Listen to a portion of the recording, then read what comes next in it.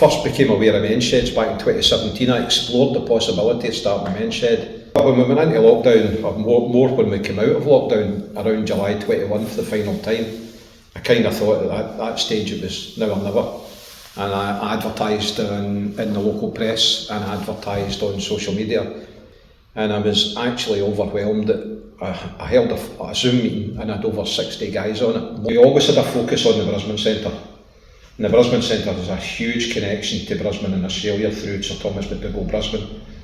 So this is Cammy, one of my co-worker, my cohort. We've been working quite a lot this year on restoring old benches. So what happens a lot of the time is people donate the bench ends, which generally come in a pretty poor condition. The timber on them is actually all reclaimed timber from the promenade, and you end up with stunning timber like this.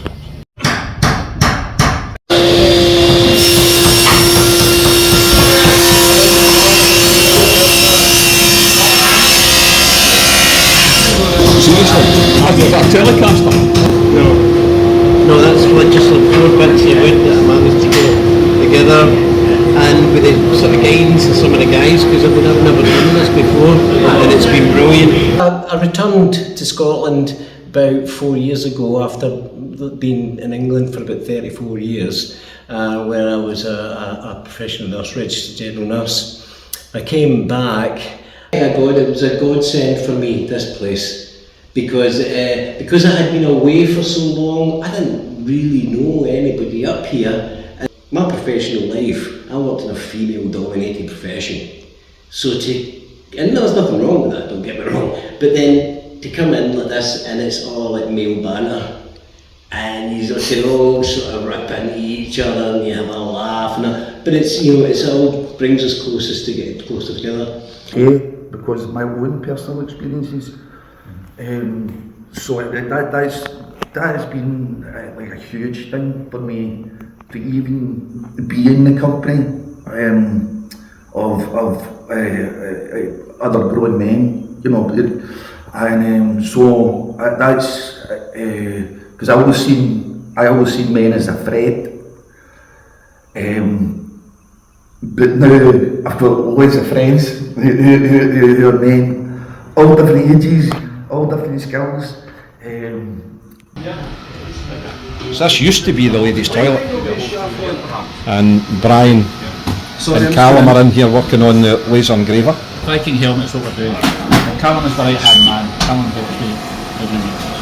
Melbourne Wind Farm Trust. They gave us a grant and we used that to buy the laser engraver. And Brian is currently making a stock of posters and other items to sell at the Viking Festival. Callum's been coming to the shed now for just over a year. Now Callum is a slow learner, is Callum. Callum had a very unfortunate start to life in that he had a heart attack when he was a 6-week-old baby, and it's affected his brain.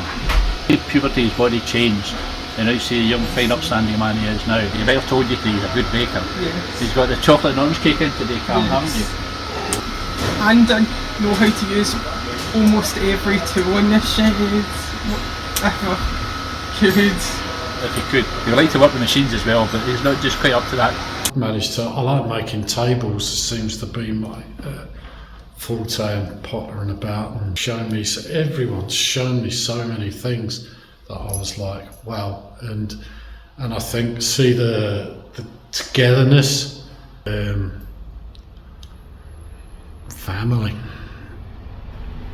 That's what it feels like, I developed full-blown sepsis. My organs were, I'm going to get quite emotional here. Oh, there you go. Where did that come from? Alison actually says there's an open meeting tonight down in the Brisbane Centre.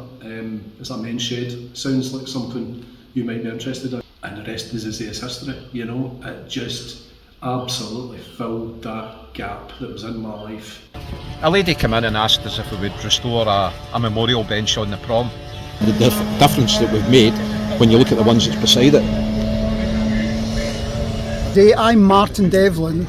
I'm 71 and we've been in Largs about 10 years now. Unfortunately, my wife has now been diagnosed with dementia and a number of other related illnesses. So coming here twice, 3 times a week is a real respite for me. The guys are tremendous, absolutely. I've worked I was a head teacher, I've worked in 5 different schools throughout Scotland, and I've never met such an empathetic crowd as this, individually and collectively. That it is a lifeline for me, it really is. A huge project we have on the go, and that is to demolish the current toilets, rebuild the toilets to current building standards, which will enable us to put in a staircase and flooring above in the huge loft space we've got to create an office, a dedicated office and meeting room, of which we don't have at the moment. To be in the top 5 in the country, and then for it to be announced last Monday at the regional, or to be awarded as the regional winners, and to be at the Ayrshire branch meeting last Monday and be told that we're now in the top 3. Every single member of Clyde Coast and Cumbraes Men's Shed is absolutely delighted.